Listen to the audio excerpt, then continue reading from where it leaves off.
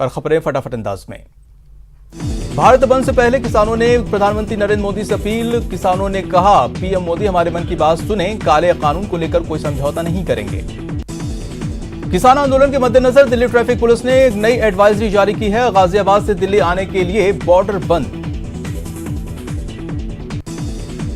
PM Modi आज Agra metro rail परियोजना का वर्चुअल माध्यम से उद्घाटन करेंगे। 2 कॉरिडोर वाले इस प्रोजेक्ट के जरिए सैलानियों को मदद मिलेगी। इस परियोजना के जरिए टूरिस्ट स्पॉट जैसे ताजमहल, आगरा फोर्ट, सिकंदरा को रेलवे स्टेशन और बस स्टैंड से जोड़ा जाएगा। कृषि कानूनों को लेकर प्रदर्शन कर रहे किसानों के भारत बंद के समर्थन में विपक्षी दल भी उतर आए हैं। देश भर से अलग अलग राजनीतिक दलों ने किसानों के इस बंद के ऐलान को समर्थन देने की घोषणा की है। किसान आंदोलन को लेकर सांसद हनुमान बेनीवाल ने कहा है कि प्रधानमंत्री को कृषि कानून वापस लेने चाहिए। हम एनडीए में रहेंगे या नहीं, इस पर भी विचार करेंगे। प्रदेश कांग्रेस ने किसानों के भारत बंद का समर्थन किया है। सीएम अशोक गहलोत का ट्वीट कर कहा है कि किसानों के पक्ष में 8 दिसंबर को भारत बंद का कांग्रेस पार्टी समर्थन करती है। किसान हितों से जुड़े इस मुद्दे को देश के कोने कोने में ले जाने के लिए कांग्रेस का हर कार्यकर्ता उनके साथ खड़ा है। प्रदेश कांग्रेस कमेटी अध्यक्ष गोविंद सिंह डोटासरा का सीकर के हरसावा गांव में किसानों ने जोरदार स्वागत किया। इस अवसर पर डोटासरा ने किसानों को संबोधित किया। डोटासरा ने कहा कि भाजपा की केंद्र सरकार द्वारा पारित किए गए तीनों किसान कानूनों के हित में नहीं है और इसके लिए वो किसानों की आवाज उठाएंगे। सचिन पायलट ने किसानों की मांगों को न मानने पर केंद्र सरकार पर निशाना साधा है। पायलट ने ट्वीट कर कहा है कि इस बात का प्रतीक है कि भाजपा भारत की कृषि रूपी नींव को खोखला करना चाहती है।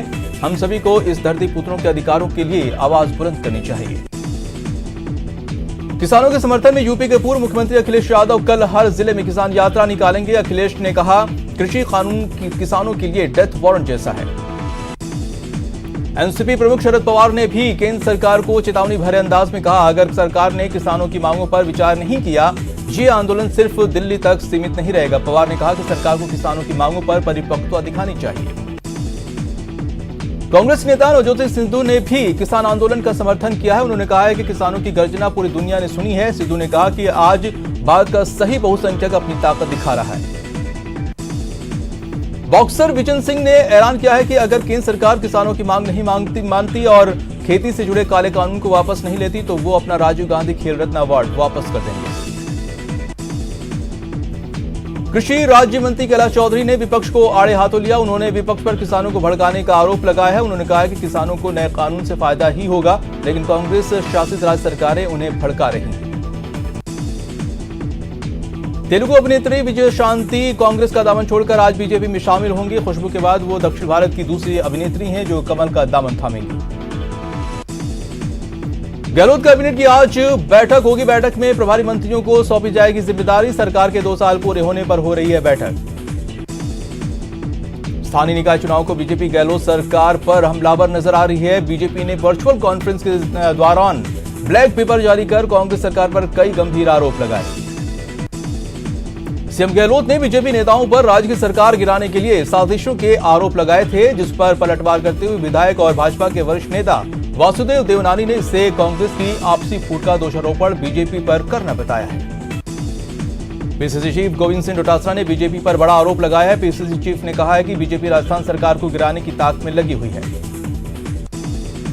पीसीसी चीफ ने कहा कि बीजेपी प्रदेश सरकार की गलतियों को जरूर गिनाए, लेकिन सरकार को अस्थिर करने की नाकाम कोशिश नहीं करे। उन्होंने कहा कि बीजेपी राजस्थान सरकार को गिराकर प्रदेश में सरकार बनाने के लिए मुंगेरी लाल के हसीन सपने देख रही है।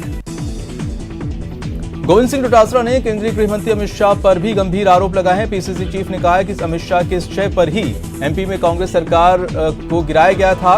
उन्होंने केंद्र सरकार पर भी जमकर हल्ला बोला। डोटासरा ने कहा कि किसानों के मुद्दे पर केंद्र सरकार और प्रधानमंत्री मोदी चुप्पी साधे हुए हैं। उन्होंने कहा कि केंद्र सरकार किसानों की उपज पर डाका डालना चाहती है। पीसीसी चीफ ने कहा कि प्रधानमंत्री किसानों के दर्द को अनसुना नहीं करें। करौली में टोडा भीम विधायक पीआर मीणा अपनी ही पार्टी पर भड़के, जिसके बाद विधायक और बसपा नेताओं के बीच गर्मी गर्मा बहस हो गई।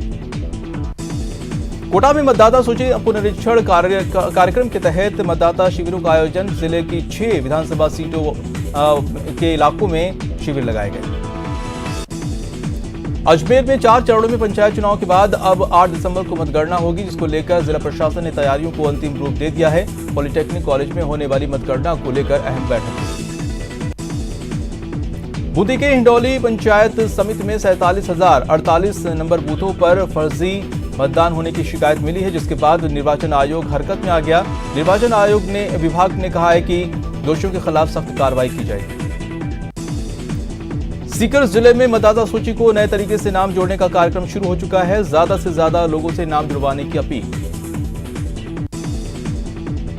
बाड़मेर में एक साथ 27 लोगों ने हिंदू धर्म को छोड़कर बौद्ध धर्म की दीक्षा ग्रहण की है। भारत पाकिस्तान सीमा से सटे राजस्थान के बाड़मेर में रविवार के रोज इन लोगों ने के दीक्षा समारोह को जश्न के साथ मनाया।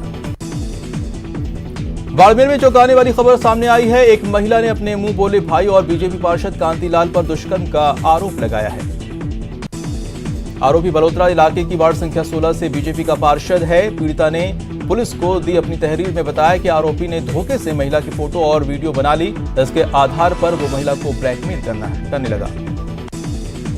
अलवर कोतवाली पुलिस ने कैपिटल मॉल में संचालित फैमिली स्पा में कार्रवाई करते हुए सेक्स रैकेट का भंडाफोड़ किया है। पुलिस ने मौके से एक महिला, एक ग्राहक और स्पा के मैनेजर को गिरफ्तार किया है। श्रीगंगानगर पुलिस ने गुरु ग्रंथ साहिब मामले में 5 और आरोपियों को गिरफ्तार किया है। गिरफ्तार अपराधियों में से एक बदमाश हिस्ट्री शीटर आत्माराम विश्नोई है। इस मामले में पुलिस अब तक 13 लोगों को गिरफ्तार कर चुकी है। गिरफ्तार बदमाशों के पास से पुलिस ने एक गाड़ी, हथियार, कारतूस और पुलिसकर्मियों से लूटे मोबाइल भी बरामद किए हैं। बता दें कि इस मामले में अब तक 13 लोगों को गिरफ्तार किया जा चुका है। कोटा में मामूली बात को लेकर 3 भाइयों पर सरियों और तलवारों से बदमाशों ने हमला कर दिया। सभी आरोपियों को पुलिस ने गिरफ्तार कर लिया है। सीकर में एक होटल पर बाइक सवार बदमाश ने पथराव कर दिया। घटना होटल के पास लगे सीसीटीवी कैमरे में कैद हो गई। अजमेर में शादी समारोह में करोड़ों की कीमत के गहने से भरे बैग को 2 बदमाशों ने चोरी कर लिया। घटना सीसीटीवी कैमरे में कैद हो गई। जोधपुर सेंट्रल जेल में एसपी दर्शन राम के निर्देश में पुलिस ने सघन तलाशी अभियान चलाया। इस दौरान एक कैदी के पास से अफीम बरामद किया गया। कैदी के खिलाफ पुलिस ने मुकदमा दर्ज कर लिया है। झालावाड़ में गौपुत्र सेना की टीम ने 2 पिकअप से 11 गोवंशों को बरामद किया है। हालांकि मामले की भनक लगने पर 4 गौतस्कर मौके से फरार हो गए। जोधपुर में एक गिट्टेरी की दुकान पर दही को लेकर हुआ विवाद सड़क पर मारपीट में तब्दील हो गया। यहां देखते ही देखते सड़क पर लात और घूंसे चलने लगी। कोटा के कुन्हाड़ी थाना पुलिस ने अवैध हथियार के साथ एक बदमाश को गिरफ्तार किया है। बदमाश के कब्जे से एक अवैध देसी कट्टा और जिंदा कारतूस बरामद हुआ है। कोटा के दादाबाड़ी थाना की पुलिस ने बीसी के नाम पर लाखों रुपए की ठगी करने वाले एक आरोपी को गिरफ्तार किया है। आरोपी शिवपुरा का रहने वाला है। शेरू पर 14 लोगों से करीब 20 लाख रुपए की ठगी का आरोप है।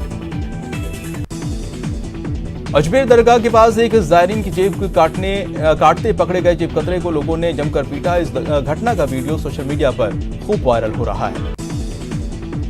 झालावाड़ मेडिकल कॉलेज के गर्ल्स हॉस्टल में 20 से अधिक छात्राओं के कमरे में चोरी का मामला सामने आया है। मौके पर पहुंची पुलिस और आरोपियों की गिरफ्तारी का जल्द किया दावा। अलवर जिले के नीमराड़ा की बावड़ी में बने कुएं में युवक की लाश मिलने से हड़कंप मच गया है। मृतक ट्रक ड्राइवर बताया जा रहा है। फिलहाल पुलिस जांच में जुट गई है। बाड़मेर के चौहटन इलाके में युवक से कुकर्म करने का सनसनीखेज मामला सामने आया है। चौहटन थाने में 4 युवकों के खिलाफ मामला दर्ज कराया गया है। पुलिस मामले की जांच में जुटी है। कोटा के कुन्हाड़ी थाना पुलिस ने अवैध हथियार के साथ एक बदमाश को गिरफ्तार किया है। बदमाश के कब्जे से एक अवैध देसी कट्टा और जिंदा कारतूस बरामद हुआ है। भीलवाड़ा में एक ट्रेलर ने वैन को टक्कर मार दी। हादसे में 4 लोगों की मौत हो गई, जबकि 10 से ज्यादा लोग घायल हो गए। भीलवाड़ा में बजरी से भरे ट्रैक्टर ट्रॉली ने बाइक सवार को कुचल दिया। हादसे में बाइक सवार की मौत हो गई। घटना के बाद ग्रामीणों ने बजरी माफिया के खिलाफ कार्रवाई की मांग की। अलवर में तेज रफ्तार कार पुल से टकरा गई। हादसे में 2 लोगों की मौत हो गई। प्रतापगढ़ शहर में रोडवेज बस की चपेट में आने से एक बिजली का पोल गिर गया। पोल गिरने से सड़क पर खड़ी कार क्षतिग्रस्त हो गई। घटना की सूचना पर पुलिस मौके पर पहुंची और बिजली विभाग के कर्मचारियों की मदद से पोल को हटाया गया। चुरू की सरदार शहर में कोहरे का कहर देखने को मिला। यहां कोहरे के कारण ट्रक कार की टक्कर हो गई, जिसमें 6 लोग घायल हो गए। करौली के टोडा भीम कस्बे में एक बाइक बेकाबू होकर पलट गई। हादसे में बाइक सवार 2 लोग घायल हो गए, जिनका इलाज चल रहा है। जोधपुर के धीरपुरा में एक ट्रैक्टर ट्रॉली बेकाबू होकर पलट गई, जिसमें ड्राइवर बुरी तरह जख्मी हो गया। फिलहाल ड्राइवर का इलाज चल रहा है। करौली के टोडा भीम कस्बे में एक बाइक बेकाबू होकर पलट गई। हादसे में बाइक सवार 2 लोग घायल हो गए, जिनका इलाज चल रहा है। चूरू के सरदार शहर में कोहरे का कहर देखने को मिला है, जहां कोहरे की वजह से ट्रक कार की टक्कर हो गई, जिसमें 6 लोग घायल हो गए।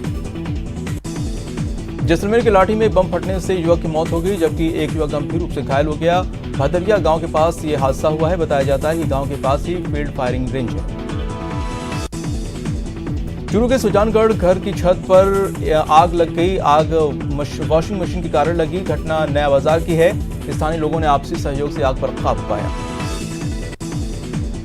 जोधपुर के कबूतरों का चौक इलाके में एक मकान में अचानक आग लग गई। कड़ी मशक्कत के बाद आग पर काबू पाया गया। यूथ कांग्रेस के बैनर तले दिल्ली के लिए कूच कर रहे किसानों और युवा कांग्रेस कार्यकर्ताओं पर पुलिस ने लाठीचार्ज किया है। हरियाणा पुलिस पर लाठीचार्ज का अवैध रूप से हिरासत में लेने का भी आरोप लगा है। अलवर जिले में बाबा साहेब भीमराव अंबेडकर के महापरिनिर्वाण दिवस पर रक्तदान शिविर का आयोजन किया गया। खुदनपुरी के वार्ड नंबर 42 में कनिष्का फाउंडेशन के साथ मिलकर वार्ड पार्षद ने ये शिविर लगाया। श्रीगंगानगर में मतदान केंद्र पर लगाया गया विशेष शिविर। मतदाताओं के नाम नए तरीके से जोड़े जा रहे हैं। अलवर में डीएम ने रामगढ़ पंचायत समिति क्षेत्र का निरीक्षण किया। साथ ही दिल्ली मुंबई एक्सप्रेस का भी निरीक्षण किया। बीकानेर में नगर निगम प्रशासन साफ सफाई के साथ साथ कचरा संग्रहण के प्रयास तेज कर दिए हैं। महापौर सुशीला कंवर राजपुरोहित और उप महापौर राजन पवार ने जूनागढ़ के सामने 80 नए ट्रैक्टरों को हरी झंडी दिखाकर रवाना किया। दौसा की लालसोट थाना पुलिस ने बड़ी कार्रवाई करते हुए हाईवे पर लूट और अपहरण की वारदात करने वाले एक गिरोह का पर्दाफाश किया है। जोधपुर के बोरुंदा कस्बे में बूंद बूंद सिंचाई पद्धति अपनाने की सलाह। किसान हनुमान सिंह राठौर ने किया प्रोत्साहित। जोधपुर की धवा पंचायत समिति ने सफाई व्यवस्था को लेकर अभियान चलाया। लोगों को स्वच्छता के लिए जागरूक किया। कोटा नगर निगम प्रशासन ने आश्वस्त किया है कि चंबल नदी में किनारों पर आने वाले कचरे को नियमित रूप से साफ करवाया जाएगा। उधर पर्यावरण प्रेमियों ने शहरवासियों से पॉलीथीन का इस्तेमाल नहीं करने की अपील की है। अजमेर में सिविल इंजीनियर डिप्लोमा परीक्षा का आयोजन किया गया। 120 सवालों के पेपर से संतुष्ट दिखे परीक्षार्थी। कोटा में कड़ेश्वर महादेव मंदिर परिसर में पेंटिंग प्रतियोगिता का आयोजन किया गया, जिसमें महाविद्यालय के छात्र छात्राओं ने हिस्सा लेकर प्रकृति के अनेक रूपों को चित्रित किया। अलवर में गृह रक्षा का स्थापना दिवस मनाया गया। इस अवसर पर कलेक्टर समेत अन्य अतिथियों को गार्ड ऑफ ऑनर दिया गया। कोटा विश्वविद्यालय की देखरेख में राज्य स्तरीय RSCIT की परीक्षा संपन्न हुई। परीक्षा के दौरान कोरोना गाइडलाइन का खासा ध्यान रखा गया। दौसा की लालसोट नगर पालिका में कांग्रेस का बोर्ड बनाने के लिए उद्योग मंत्री प्रसादी लाल मीणा ने पूरी ताकत झोंक रखी है।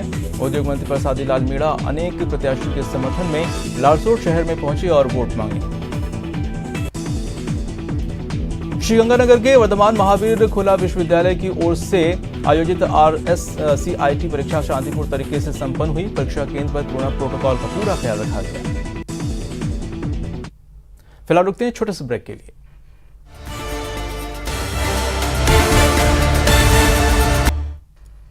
ब्रेक बाद आपका स्वागत है। कुछ और अहम खबरें फटाफट अंदाज में। अलवर में गृह रक्षा का स्थापना दिवस मनाया गया। इस अवसर पर कलेक्टर समेत अन्य अतिथियों को गार्ड ऑफ ऑनर दिया गया। जोधपुर में विश्व हिंदू परिषद भोपालगढ़ इकाई की ओर से शौर्य दिवस मनाया गया। कस्बे की इंदिरा स्कूल में इस मौके पर रक्तदान शिविर का आयोजन किया गया। कोटा में कड़ेश्वर महादेव मंदिर परिसर में पेंटिंग प्रतियोगिता का आयोजन किया गया, जिसमें महाविद्यालय के छात्र छात्राओं ने हिस्सा लेकर प्रकृति के अनेक रूपों को चित्रित किया। जोधपुर में नागरिक सुरक्षा दल ने अपना 58वां स्थापना दिवस मनाया। कलेक्ट्रेट में आयोजित कार्यक्रम में झंडारोहण कर स्थापना दिवस पर मिले संदेशों का पठन किया गया।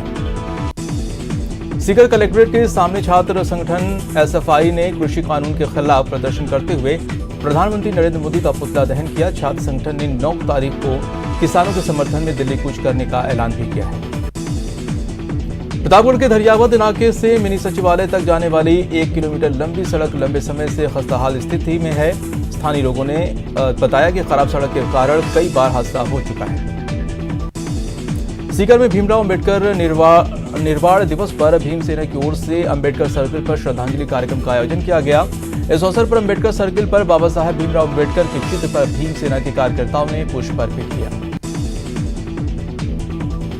श्रीगंगानगर के जिला मुख्यालय कार्यालय में होम गार्ड स्थापना दिवस मनाया गया। मौके पर होमगार्ड के जवानों ने परेड करते हुए तिरंगे को सलामी दी।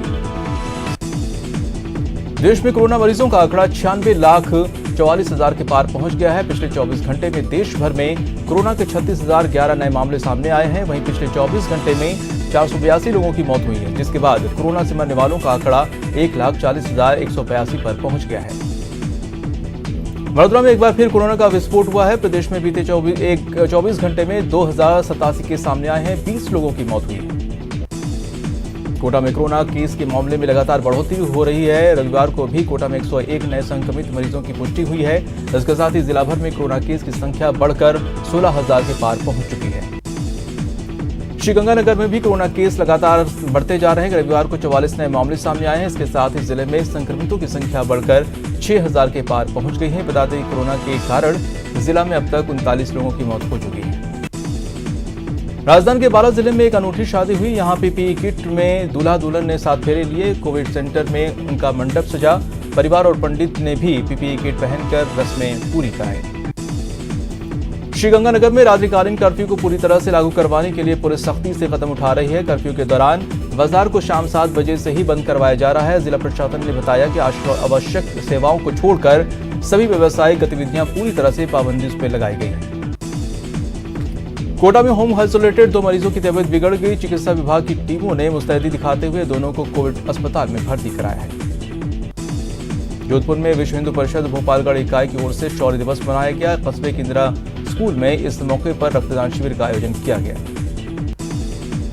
जोधपुर में लगातार बढ़ रहे कोरोना संक्रमण के मामले में हरकत में पुलिस प्रशासन, अधिकारियों को गाइडलाइन पालन करने के निर्देश। कोटा के ब्लड बैंक में रक्त की कमी को दूर करने के लिए रेजिडेंट डॉक्टर एसोसिएशन की ओर से रक्तदान शिविर का आयोजन किया गया। शिविर में करीब 100 यूनिट रक्तदान का संग्रह हुआ। जोधपुर में कोरोना गाइडलाइन का पालन नहीं करने वालों पर दुकानदारों पर कार्रवाई की जा रही है। इसी क्रम में एक मोबाइल दुकान को सीज किया गया और बिना मास्क के बाहर घूम रहे दर्जनों लोगों पर चालान काटे गए। चूरू के सुजानगढ़ भोजलाई चौराहा व्यापार मंडल और श्रीराम सेवा संस्था के संयुक्त तत्वाधान में रक्तदान शिविर का आयोजन किया गया। शिविर में 61 लोगों ने रक्तदान किया। लॉकडाउन में बेरोजगार हुए लोगों के लिए सेवा भारती समिति वरदान साबित हुई। समिति ने 5 हाथ ठेलों का निःशुल्क वितरण किया। जोधपुर में SC/ST association, north west employees union और UPRCS की देखरेख में रक्तदान शिविर का आयोजन किया गया।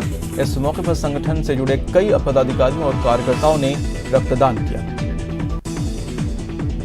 अजमेर में मनाया गया सिविल डिफेंस की स्थापना दिवस। कर्मचारियों ने बस स्टैंड पर यात्रियों को कोरोना जागरूकता का संदेश दिया। भीलवाड़ा में बढ़ते कोविड-19 संक्रमण को रोकने के लिए फिर से समाजसेवी आगे आने लगे हैं। समाजसेवी भूरालाल सौभाग्य सिंह ने मास्क वितरण अभियान चलाया। कोटा में कोरोना से लगातार मौतों का आंकड़ा बढ़ता जा रहा है। रविवार को संक्रमण से 2 और मरीजों की मौत हो गई। इसके साथ ही जिले में कोरोना से मरने वालों का आंकड़ा बढ़कर 147 हो गया है। बता दें कि कोटा में संक्रमित मरीजों की संख्या 16,000 के पार पहुंच गई है। भारतीय टीम ने 3 T20 सीरीज के दूसरे मुकाबले में ऑस्ट्रेलिया को 6 विकेट से हरा दिया है। इसी के साथ ही टीम ने सीरीज पर 2-0 से कब्जा कर लिया है। भारत की T20 में ये लगातार 9वीं जीत है। वो ऐसा करने वाली वर्ल्ड की 4थी टीम बन गई है। साथ ही टीम ने ऑस्ट्रेलिया में दूसरा सबसे बड़ा टारगेट भी चेस किया है। दूसरे T20 में ऑस्ट्रेलिया ने टॉस हारकर पहले बल्लेबाजी करते हुए 195 रन का टारगेट दिया। इसके जवाब में टीम इंडिया ने 19.4 ओवर में 4 विकेट गंवाकर 195 रन बनाते हुए मैच अपने नाम कर लिया।